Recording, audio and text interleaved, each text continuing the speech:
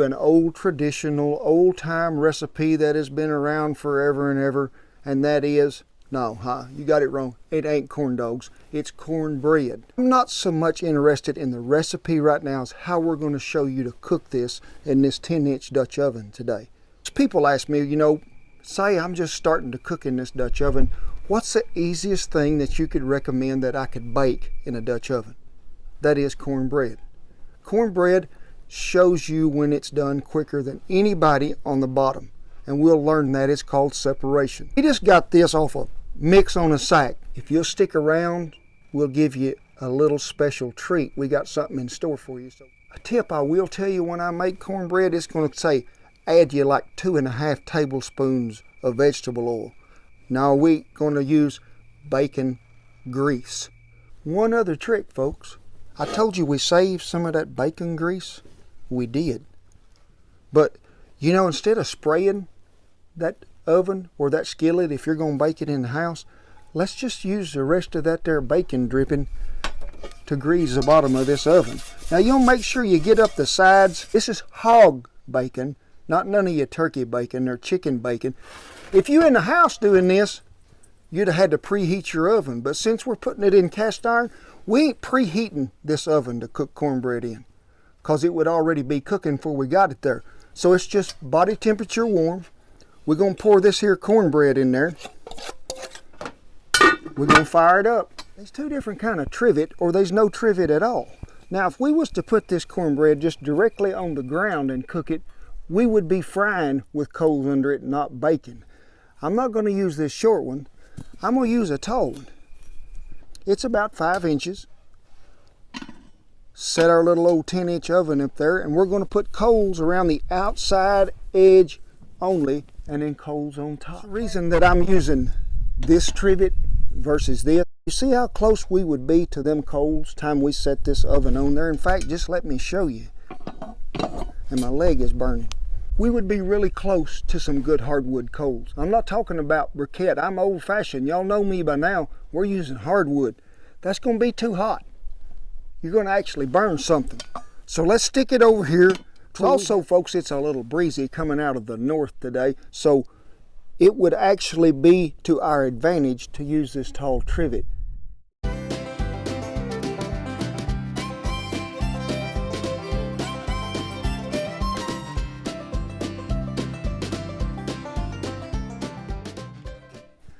Folks, we got us some coals out of old Bertha today. We did, using mesquite hardwood. They good and hot, I promise you.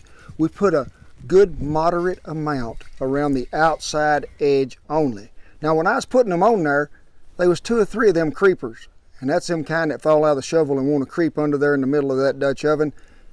They want to burn something if they get a chance. And then we put us a pretty moderate to heavy amount on top. Now we'll go back through there and we'll rotate this in a minute. The bottom one way, lid the other, to regulate any hot spot that we might have while we're cooking this cornbread.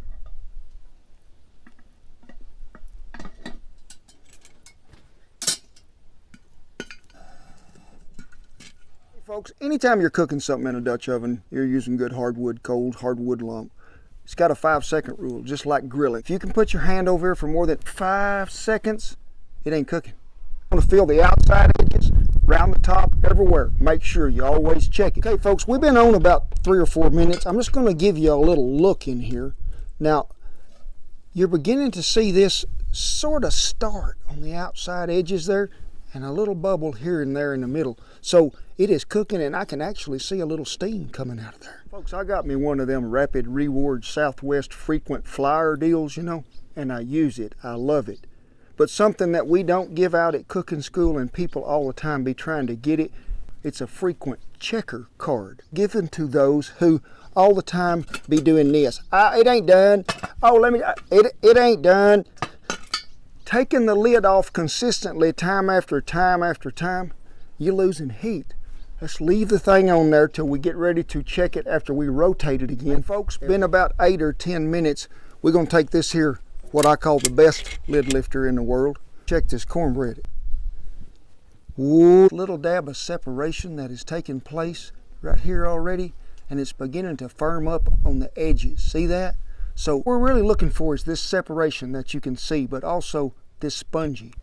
It's giving back. Now it's still a little knot here in the middle, but it's beginning to set up. We're going to slow it down just a little, and to do that, all we got to do is turn the knob right down lower heat. Oh, it ain't got no knob. What we're going to do is actually just set it off the fire here a minute and let it catch up on that bottom to catch up with the top. So you've seen that we took this off the fire. The reason being that separation. Now the separation is between the edge of that oven and that cornbread beginning to shrink when it comes in, pulls there. And it's telling me that it's separating. I'm going to slow it down. Even though it's not done on the bottom, I'm going to slow it down a little so I can let things catch up. Because that's cast iron. Just because we took it off the fire don't mean it still ain't cooking. We may have to put it back on there before we get plumb through to crisp that bottom up. It's been about 12 minutes if I was guessing looking at the sundial out there. First of all, I'm going to check this heat. Is it still that 5-second rule? Yeah, it is, because it's a good hardwood mesquite. Let's take a look. And one other thing, never set this lid on the ground. That trivet's sitting right there. Let's put it on it. So look, see this pull that it's beginning to get here? See that? That cornbread pulls. It will always do that when it's getting near done on the bottom.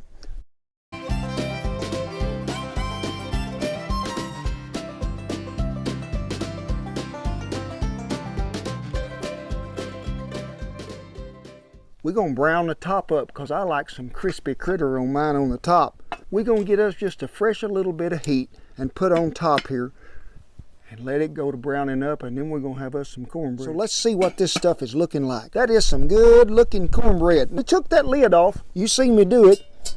We're going to put it right here for just a second because I'm pretty sure, folks, by feeling we got that crust I want anyway, but I'm going to give it just a little oomph to let that bacon grease jump up on in there. So, do we get a drum roll or anything?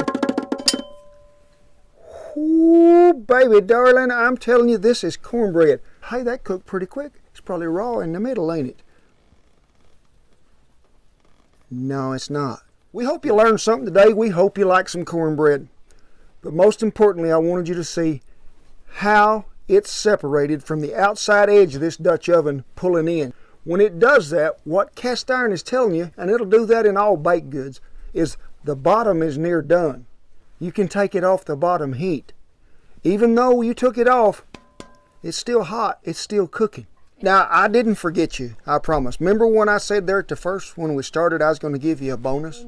So, after you practice your regular cornbread, click the link below because we've got a link to our recipe for what we call our Mexican or Trace Mexican corn bake.